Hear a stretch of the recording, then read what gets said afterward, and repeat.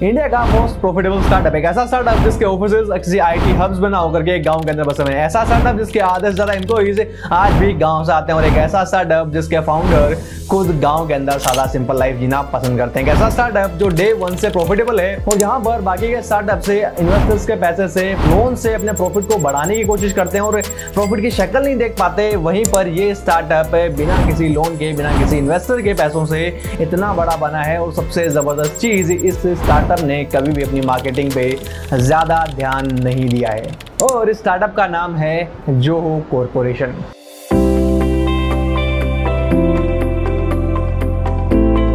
Hello and welcome back to hack me life. मैं हूं Sunil Jangi, digital growth business coach, और आज के इस वीडियो के अंदर हम लोग बात करने वाले हैं जोहो कॉर्पोरेशन और उनके फाउंडर श्रीधर वेम्बू के बारे में।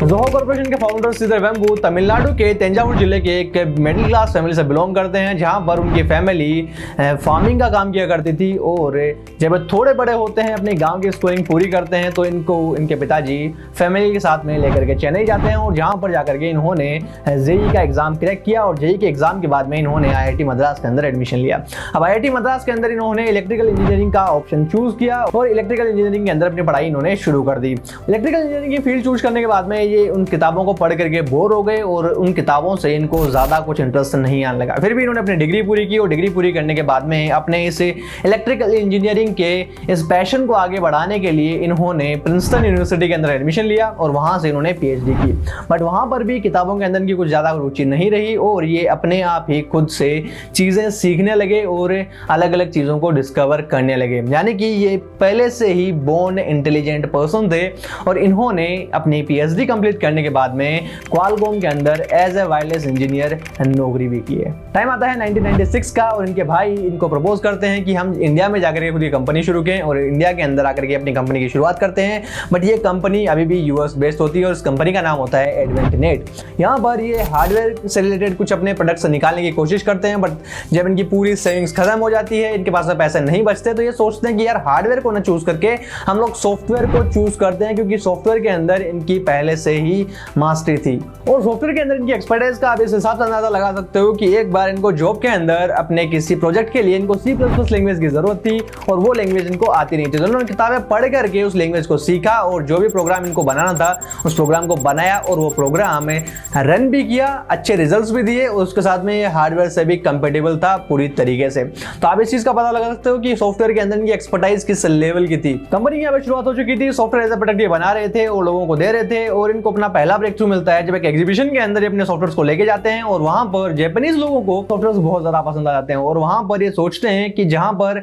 एचपी जैसी कंपनीज बहुत कॉम्प्लेक्स सॉफ्टवेयर बना करके बेच रही है जो लोगों के पॉकेट में बहुत ज्यादा भारी पड़ रहे हैं, क्यों ना हम लोग ऐसा कुछ कर रहे हैं कि जिसके अंदर स्मॉल बिजनेस ओनर जो हैं, स्मॉल बिजनेसेस के लिए हम लोग ऐसे सिस्टम्स निकाले जो सस्ते हों और बड़ी कंपनीज को टक्कर देने वाले हों। और यहीं से उनका बिजनेस बनना शुरू होता है और 1998 के अंदर इसी चीज को फॉलो करते हुए वो अपने पहले $1 मिलियन का रेवेन्यू जनरेट कर लेते हैं। टाइम बढ़ता है, टाइम के साथ में रेवेन्यू बढ़ता है और कंपनी का रेवेन्यू जब $2 मिलियन के ऊपर पहुंचता है तो इनको एक ऑफर आता है $25 मिलियन के अंदर कंपनी को बेचने का। बट यहाँ पर जो भी कंपनी के टोटल 5 मेंबर्स थे वो डिसाइड करते हैं कि हमें कंपनी नहीं बेचनी है, इस कंपनी को हम लोग आगे कंटिन्यू करेंगे। अब आता है ईयर 2000 और इस साल में आते आते कंपनी जो है वो 115 मेंबर से ज्यादा की हो चुकी थी और कंपनी का जो रेवेन्यू है वो 10 मिलियन से भी ज्यादा हो चुका था और कंपनी जो है वो एक अच्छे पोजीशन पे चल रही थी। बट यहाँ पे आता है एक ऐसा पॉइंट है जहां पर कंपनी की रियल स्ट्रगल्स शुरू होती है। कंपनी के अंदर और बाकी पूरी दुनिया के अंदर इसका बहुत ज्यादा फर्क पड़ता है और यहीं से शुरू होती है जोहो की जोहो बनने की कहानी। इस 2000 के साल के अंदर जो है .com क्रैश होता है और .com क्रैश जैसे ही होता है यहाँ पे इनके 80% जो क्लाइंट्स हैं वो बर्बाद हो जाते हैं। इनके पास में जो जितने भी इनकी जो पेंडिंग फंड्स पड़े हुए थे, जो पैसे पड़े हुए थे, रेवेन्यू सारा खत्म हो जाता है। इसके बाद में कुछ नहीं बचता,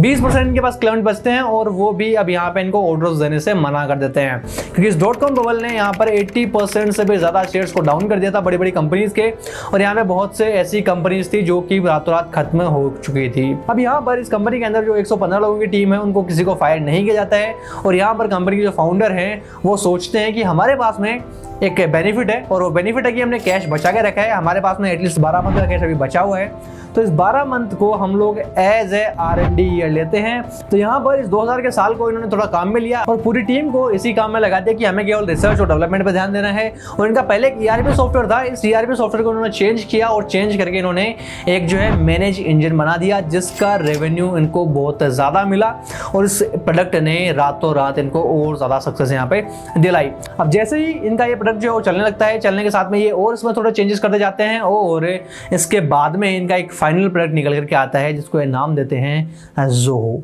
अब यहाँ पर जोहो के साथ में नए नए प्रोडक्ट्स को लॉन्च करते हैं, नए नए प्रोडक्ट्स के ऊपर एक्सपेरिमेंट करते हैं और यही एक्सपेरिमेंट इनके लिए बहुत ज़्यादा बेनिफिशियल साबित होते हैं, क्योंकि इसी एक्सपेरिमेंट के चलते ये जोहो के अंदर आज 45 से भी ज़्यादा जो एप्लीकेशंस हैं वो इन्होंने ला के रखे हैं और जो कि सारे के सारे एक इकोसिस्टम के अंदर काम करते हैं। अब यहाँ पर जोहो की जोहो बनने की कहानी शुरू होती है 2009 के अंदर, जब 2009 के अंदर इंडिया के अंदर एक कंपनी स्टार्ट की जाती है जोहो कॉर्पोरेशन के नाम से, और इंडिया के अंदर इसको अच्छे से एस्टेब्लिश किया जाता है। और इंडिया के अंदर से ही इनको अब टैलेंट्स चाहिए होते हैं और टैलेंट्स के साथ में इनको अच्छी लोकेशंस के ऊपर अपनी प्रेजेंस भी बनानी होती है। तो यहाँ पर ये कुछ स्ट्रेटजीज यहाँ पे काम में लेते हैं, जो स्ट्रेटजीज हम लोग यहाँ पे देखने वाले हैं। अब यहाँ पर सबसे पहले जो स्ट्रेटेजी निकल के आती है वो आती है, ये अपने बिजनेस के अंदर एक चीज़ का ध्यान रखते हैं, ये जगह है ऐसी चूज करते हैं जहाँ पर इनको प्रोडक्ट सस्ता मिल सके और ये आगे महंगा बेच सकें। यानी कि ये जियो लोकेशन का फायदा बहुत अच्छे से उठाते हैं और इस चीज़ का प्रूफ यहाँ पर ये है कि इनकी ज़्यादातर जो टीम है वो टीम इंडिया के अंदर है और इंडिया के अंदर सैलरीज वगैरह जो है वो सस्ती है और यहाँ पर इसी वजह से जो टेक है वो बहुत सस्ता मिलता है, बहुत ज़्यादा अच्छा और बहुत ज़्यादा सस्ता हम लोग यहाँ पे टेक्नोलॉजी के ऊपर काम जो है वो कर सकते हैं। और बाहर के जो देशों में USA के अंदर, UK के अंदर हम लोग इस चीज़ को महंगा बेच सकते हैं। तो यहाँ पर इनका जो प्रॉफिट है वो इसी चीज़ से मेनली निकल करके आता है कि ये सस्ती चीज़ों को बनाते हैं और महंगे में बेच देते हैं। दूसरी स्ट्रेटजी इनकी निकल के आती है कि ये बहुत ज़्यादा इनोवेशन करते हैं और हर एक साल के अंदर 3 नए प्रोडक्ट जो है लॉन्च करते हैं और इन्हीं 3 नए प्रोडक्ट से इनके बिजनेस को और ज़्यादा बढ़ाते रहते हैं। यहाँ पर इनकी एक खासियत है कि हर साल में नए प्रोडक्ट्स लॉन्च करेंगे ही करेंगे, पुराने वाले प्रोडक्ट्स को बेहतर करेंगे, बट उनके साथ में उनके कंपेटिबल जो प्रोडक्ट्स हैं वो भी लॉन्च करते चले जाएंगे, जिनसे ये सर्विसेज और अपने प्रोडक्ट्स जो है वो कस्टमर को बार बार दे सकें। कस्टमर के पास में कुछ नया हो खरीदने के लिए और इनके पास में हर बार एक नया प्रोडक्ट हो बेचने के लिए, ताकि कस्टमर कभी भी इनसे बोर ना हो और उनकी हर एक प्रॉब्लम का जो सॉल्यूशन है उनको एक जगह पर ही मिलता रहे। और इसी वजह से जोहो जो है वो आज सबसे ज्यादा प्रॉफिटेबल बना हुआ है। थर्ड स्ट्रेटजी ये लोग यहाँ पे लगाते हैं, ये कुछ जो है अपने प्रोडक्ट्स के ऊपर सबसे पहले फ्री ट्रायल्स आपको देते हैं और इन फ्री ट्रायल्स को क्लेम करने के लिए आपको यहाँ पे कोई भी क्रेडिट कार्ड की जरूरत नहीं पड़ती है। और यही इनकी सबसे बड़ी USP है, जहां पर आपको हर एक प्रोडक्ट को ट्रायल पीरियड में काम में लेने के लिए क्रेडिट कार्ड की रिक्वायरमेंट होती है। वहीं पर इन लोगों ने इस चीज को बाईपास कर दिया। इन्होंने सोचा है कि अगर हमारे ऊपर ऐसा कोई क्रेडिट कार्ड का सिस्टम अगर लगाते हैं तो कस्टमर जल्दी से रजिस्टर नहीं करेगा। एक बार कस्टमर अगर रजिस्टर कर लेता है हमारे पास में, महीने भर इसको फ्री में काम में लेता है, तो इस सॉफ्टवेयर से वो फेमिलियर हो जाएगा, इसकी उसको नॉलेज भी हो जाएगी और उसके बाद में जब उसका बिजनेस चलने लगेगा तो इससे शिफ्ट होने में उसको थोड़ी दिक्कत तो आएगी और वो नहीं चाहेगा कि मैं किसी नई टेक्नोलॉजी को सीखूं, उसमें अपना टाइम वेस्ट करूं, इससे अच्छा मैं इसी को परचेज कर लूं। और ये चीज़ इनके लिए बहुत ज़्यादा फायदेमंद रही और इसी से इन्होंने अपने क्लाइंट्स जो है उनको बहुत ज़्यादा रिटेन किया है। फोर्थ यहाँ पे इनकी जो स्ट्रेटजी आती है वो आती है चैनल पार्टनर्स और रेफरल्स की। यहाँ पे जोहो जो है वो अपने चैनल पार्टनर्स बनाता है, उन क्लाइंट्स को जिनके साथ में ये काम कर रहे हैं उनको रेफरल्स की सुविधा देता है। जैसे कि आपको यहाँ पे हर एक ऐप रेफर के ऊपर कुछ पैसे देता है, कुछ कूपन्स देता है, कुछ वाउचर्स देता है, वैसे ही ये उनको डील देते हैं अपने रेफरल्स के ऊपर। और रेफरल से ही जोहो की जो है वो मार्केटिंग होती है। जोहो मार्केटिंग के ऊपर और कोई पैसा खर्च यहाँ पे नहीं करता है, मेनली जो इनकी रेफरल मार्केटिंग है और जो चैनल पार्टनर्स है उन्हीं के थ्रू ही अपने प्रोडक्ट की मार्केटिंग करवाते रहते हैं और वहीं से इनकी जो सेल्स है वो बढ़ती चली जाती है। और ये बहुत अच्छा तरीका है क्योंकि माउथ टू माउथ जो यहाँ पे मार्केटिंग होती है वो ज़्यादा इम्पैक्ट डालती है, वो ऑर्गेनिकली काम करती है और यहाँ पर आपका जो क्लाइंट है उसका ट्रस्ट जो है वो ट्रांसफर होता है नेक्स्ट क्लाइंट के पास में और वहीं से आपको एक अच्छा क्लाइंट वापस से मिलता है। फिफ्थ स्ट्रेटजी इनकी आती है यहाँ पर कि ये हमेशा ही मार्केट के गैप को आइडेंटिफाई करते हैं और उस हिसाब से अपने प्रोडक्ट के कंपेटेबल नया प्रोडक्ट लेकर के आते हैं। कि कोई हमारा क्लाइंट अगर पहले से एक प्रोडक्ट काम में ले रहा है, अगर वो बिलिंग प्रोडक्ट काम में ले रहा है, CRM काम में ले रहा है, तो उसको हम लोग लैंडिंग पेज का ऑप्शन यहाँ पे दे देते हैं, उसको हम लोग पेमेंट गेटवे का ऑप्शन यहाँ पे देते हैं, उसको हम लोग मेल्स का ऑप्शन यहाँ पे देते हैं। इस हिसाब से कंपेटेबल इकोसिस्टम के अंदर जुड़े रहने वाला एप्लीकेशन या सॉफ्टवेयर उनको ला करके देते हैं, जैसे कि उनको हर एक चीज एक ही प्लेटफॉर्म पे मिल जाए और उनको अलग अलग प्लेटफॉर्म से बार बार पैसा खर्च करने की जरूरत ना पड़े। वो सिंगल सब्सक्रिप्शन से मल्टीपल काम कर सके और हर बार एक नए गैप को ये फुलफिल करते हैं मार्केट के अंदर। सिक्स स्ट्रेटेजी जो लगाते हैं ये बहुत ही ज्यादा यूनिक स्ट्रेटेजी है और इस स्ट्रेटेजी से इनको दो फायदे होते हैं। सबसे पहला फायदा कि इनको एक अच्छा टैलेंट यहाँ पे मिल जाता है और दूसरा फायदा कि वो टैलेंट इनको जल्दी से छोड़ करके नहीं जाता, तो इनको जल्दी से हायरिंग करने की जरूरत नहीं पड़ती है। अब 2004 के अंदर उन्होंने एक चीज को देखा कि हमें यहाँ पर जो टैलेंट्स हैं वो अच्छे नहीं मिल रहे हैं, तो हमें टैलेंट्स को बार बार इनको ट्रेनिंग देनी पड़ रही है, उनको यहाँ पे सिखाना पड़ रहा है जीरो से, हमें बार बार उनकी ट्रेनिंग पे पैसा खर्च करना पड़। इससे अच्छा हम लोग जिनको हायर कर रहे हैं उनको पहले ही हम लोग सिखाते रहे, ताकि जो हम लोगों के पास में काम में आने वाली स्किल्स हैं, जो हमारे पास में काम आने वाली टेक्नोलॉजीज हैं, उनसे वो लोग पहले से रूबरू रहे, उनको ट्रेनिंग देने की जरूरत ना पड़े और उसके साथ में अगर वो हमारे साथ में काम करना चाहें तो हमें एक अच्छी टीम भी यहाँ पे मिलती रहे। और इसी चीज़ को यहाँ पे ध्यान में रखते हुए उन्होंने जोहो यूनिवर्सिटी की स्टार्टिंग की और जोहो यूनिवर्सिटी के अंदर इन्होंने शुरू के अंदर 2 ट्रेनर्स और 6 बच्चों के साथ में इसको स्टार्ट किया था और आज यहाँ पे इनके हर एक बैच के अंदर 200 बच्चे आराम से रहते हैं और उनके पास में मल्टीपल ट्रेनर्स हैं यहाँ पे जो हर एक इंडस्ट्री के बारे में इन डेप्थ नॉलेज रखते हैं और उसके बारे में आपको सिखाते हैं। और सबसे जबरदस्त चीज़ यहाँ पर ये गाँव के जो बंदे हैं उनको ज्यादा यहाँ पे उठाते हैं, उनको ज्यादा सिखाते हैं ताकि गांव के जो लोग हैं उनको रोजगार मिल सके और गांव के अंदर भी अच्छा आईटी स्ट्रक्चर लोग डेवलप कर सके। और उसी के साथ में इनकी सबसे जबरदस्त चीज ये किसी को भी सिखाने का पैसा चार्ज नहीं करते, उल्टा उनको 10,000 रुपए का स्टाइपेंड देते हैं। और इसी चीज की वजह से लोग जो है इनके पास में बहुत ज्यादा लॉयल रहते हैं, उसकी परफॉर्मेंस को ये लोग ट्रैक करते हैं, अच्छे एम्प्लॉयज को अपनी कंपनी के अंदर जॉब दे देते हैं। अब जहां पर उनकी कंपनी के अंदर ही जॉब मिल जाती है तो वो उनके पास में और ज्यादा लॉयल रहेंगे। जहां पर एक इंडस्ट्री के अंदर ऑन एन एवरेज यहाँ पर 15% जो है कंपनी जॉब छोड़ने का यहाँ पे रेशियो रहता है, वहाँ पर जोहो के अंदर स्केल 7% का है। और इस चीज़ से हम लोग पता लगा सकते हैं कि इन्होंने कितना अच्छा बिल्ड कर रखा है अपने एम्प्लॉयज़ के लिए, अपने नेचर को और अपने ऑफिस के सारे एस्थेटिक्स को भी और एथिक्स को भी। और इतना ही नहीं, इस चीज़ के अंदर आप एक चीज़ नोटिस करोगे कि इस कंपनी के अंदर 15 से 20% जो एम्प्लॉइज हैं उनके पास में कोई कॉलेज डिग्री नहीं है, कोई फैंसी डिग्री नहीं है, उसके बावजूद भी वो बहुत अच्छा काम करके दे रहे हैं। स्ट्रेटेजी नंबर 7 की आती है कि ये अपने एम्प्लॉइज को बहुत ज़्यादा अच्छी सर्विसेज प्रोवाइड करते हैं। यहाँ पे उनके लिए फ्री कैंटीन है, फ्री यहाँ पे उनके लिए पावर नैप के लिए जगह रखी है, फ्री में उनको यहाँ पे प्लेग्राउंड्स दे रखे हैं जहाँ पर उनको खेलने का कोई भी पैसा नहीं देना पड़ता, आराम से हर एक चीज़ उनके लिए अवेलेबल है, जिसकी वजह से एम्प्लॉइज का काम करने का मन ज़्यादा करे, वो ज़्यादा क्रिएटिव बने और यहाँ पर एक अच्छा माहौल भी उनके लिए बना रहे हैं। जैसे कि एप्पल, गूगल, फेसबुक जैसी कंपनीज करती है, ये कंपनी भी सेम उसी तरीके से कुछ एक्स्ट्रा पर्क्स देती है अपने एम्प्लॉयज़ को, जिनसे कि वो यहाँ पर अच्छा काम कर सके और बेहतर रिजल्ट दे सके और लंबे समय तक इनके साथ में टिके रहें। तो ये कुछ टोटल 7 स्ट्रेटेजीज हैं इनकी जिनके ऊपर ये काम करते हैं और अपने बिजनेस को ग्रो करते हैं। अब यहाँ पर आती है हमारे पास में इनकी बिजनेस लेसन्स कि इनसे आप क्या सीख सकते हो और अपने बिजनेस के अंदर इम्प्लीमेंट करके आप क्या रिजल्ट यहाँ पे लेके आ सकते हो। तो उसकी हमने बात कर लेते हैं।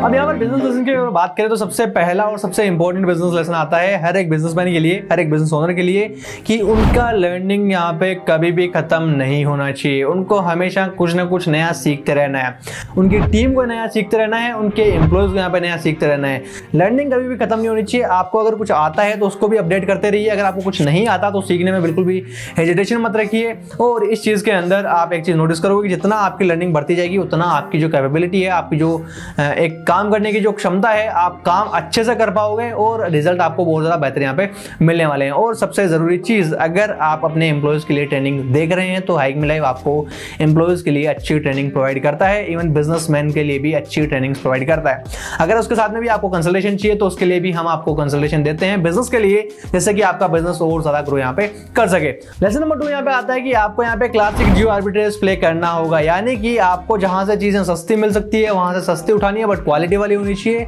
और उनको जो मार्केट प्लेस में महंगा बिकता है वहां पर उनको बेचने की कोशिश आपको करनी चाहिए। सस्ता उठा के महंगा बेचोगे उसके अंदर आपका बहुत ज्यादा प्रॉफिट है और ये बहुत सी कंपनीज ऑलरेडी करती भी है। जैसे कि बोट यहाँ पे चाइना से स्पीकर्स मंगाती है, हेडफोन्स मंगाती है और उनको फिर इंडिया के अंदर बेच देती है। चाइना से सस्ता इंपोर्ट करेगी, यहाँ पे थोड़ा अपना अच्छा मार्जिन रख के उसको बेच देगी। ऐसे ही बहुत सी कंपनीज है जो इंडिया से जूट उठाती है, खादी उठाती है और खादी के कपड़े फिर आउट ऑफ इंडिया से हमें बेचे जाते हैं, वो भी बहुत अच्छी प्राइस के ऊपर। तो आप भी इस चीज को जरूर से ध्यान में रखिए कि आपको रॉ मटेरियल जहाँ से सस्ता मिलता है, आप जहां से सस्ती चीजें बना सकते हो वहां से बनवाइए और महंगाई जो मार्केट प्लेस है वहां पर जाकर के बेचिए। अब आता है हमारे यहाँ पे बिजनेस लेसन नंबर 3, आपको हमेशा एक्सपेरिमेंटल रहना है। आपके जो भी प्रोडक्ट्स हैं, आपकी जो भी सर्विसेज हैं, आप जो भी बेचते हो, बनाते हो, कुछ भी करते हो, हमेशा एक्सपेरिमेंट करते रहो। अगर कोई चीज नहीं चल रही है तो उसमें एक्सपेरिमेंट करो, अगर चल रही है तो भी उसके अंदर एक्सपेरिमेंट करो। क्या आप बेहतर कर सकते हो? जितना बेहतर आप बनाओगे, जितना ज्यादा एक्सपेरिमेंट करोगे, उतने ज्यादा अच्छे प्रोडक्ट्स और सर्विसेज आप डिलीवर कर पाओगे। तो इसलिए हमेशा ध्यान में रखो,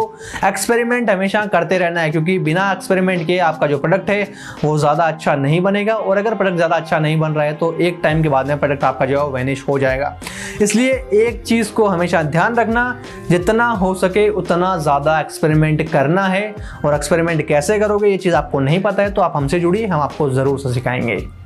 अब यहाँ पे आता है हमारा बिजनेस लेसन नंबर 4। आपको यहाँ पर हर बार जो भी अनटच्ड मार्केट है उसके लिए प्रोडक्ट यहाँ पे आपको निकालने हैं। जो होने जितने भी यहाँ पे बड़े बड़े जो मार्केट प्लेस थे उनमें जो भी प्रोडक्ट्स चल रहे थे उन्हीं को यहाँ पे देख करके, उनको यहाँ पे समझ करके उसी हिसाब के प्रोडक्ट्स यहाँ पे छोटे मार्केट प्लेस के लिए बनाए, छोटे बिजनेसमैन के लिए बनाए। जहाँ पे बड़े बड़े ब्रांड्स लाखों रुपए का सॉफ्टवेयर बेच रहे थे वहीं पर ये हजारों के कुछ सॉफ्टवेयर बेच रहे थे, ताकि लोकल बिजनेस जो है, छोटे बिजनेस जो है उनको ज्यादा फायदा मिल सके। तो यहाँ पर अनटच्ड मार्केट को यहाँ पे हर बार एक्सप्लोर करने की कोशिश करो, उनके लिए प्रोडक्ट बनाने की कोशिश करो, ताकि आपका प्रोडक्ट जो है वो कुछ यूनिक उनको दे सके और आपकी जो ब्रांडिंग है वो अच्छी हो, प्रोडक्ट जल्दी बिके और उसी के साथ में लोगों की हेल्प भी यहाँ पे अच्छे से हो। फिर यहाँ पे आता है बिजनेस सिस्टम नंबर 5। आपको हमेशा एक इकोसिस्टम बना के रखना है। जब भी आप अपने प्रोडक्ट्स बना रहे हो, सर्विसेज बना रहे हो, उनको इंटरकनेक्टेड रखो। अगर आप अपने बिजनेस के अंदर, अपने प्रोडक्ट्स के अंदर ये इंटरकनेक्टिविटी ले आते हो, इकोसिस्टम आप बना लेते हो, तो आपको यहाँ पर ज्यादा प्रॉफिट होगा। आपको यहाँ पे मार्केटिंग कम करनी पड़ेगी, प्रोडक्ट आपके ज्यादा बिकेंगे। क्योंकि आप एक चीज नोटिस करोगे, जब भी हम एप्पल का प्रोडक्ट्स खरीदने जाते हैं तो एप्पल का प्रोडक्ट जो है वो एक इकोसिस्टम में काम करता है। एप्पल का फोन होगा तो एप्पल के लैपटॉप के साथ में अच्छा काम करेगा, एप्पल वॉच के साथ में अच्छा काम करेगा, और इनकी जो एयरपोर्ट्स हैं उनके साथ में अच्छा काम करेगा। अगर आप दूसरा कुछ प्रोडक्ट लेके आते हो विंडोज का, फिर आप उसको आईफोन के साथ में कनेक्ट करते हो, तो बहुत ज्यादा आपको यहाँ पे